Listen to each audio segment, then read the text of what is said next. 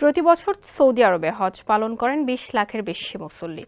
হজ পালন করতে গিয়ে তারা সবচেয়ে বেশি ভোগান্তিতে পড়েন খরচ নিয়ে। হজ যাত্রীদের এই ভোগান্তি কমাতে এবার নতুন সিদ্ধান্ত নিয়েছে বাংলাদেশ সরকার।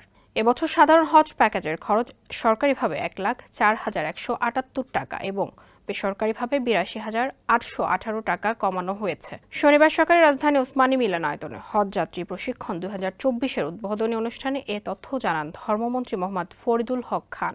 মন্ত্রী বলেন, হজ যাত্রীরা যাতে একেবারেই যৌক্তিক খরচে হজ পালন করতে পারেন সে বিষয়ে সরকার তৎপর রয়েছে।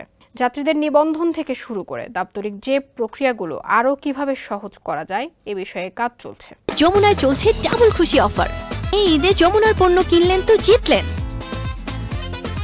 এ সময় মন্ত্রী আরও বলেন, টাকার বিপরীতে ডলারের দাম বৃদ্ধির পরও হজের খরচ কমানো সম্ভব হয়েছে শুধুমাত্র প্রধানমন্ত্রীর ইচ্ছায়। প্রশিক্ষণের হজের নিয়ম, হজ ক্যাম্পে, বিমানবন্দরে, সৌদি আরবে হজের সময় ও করণীয় সার্বিক ব্যবস্থা নিয়ে হজ যাত্রীদের হাতে কলমে বুঝিয়ে দেওয়া হচ্ছে।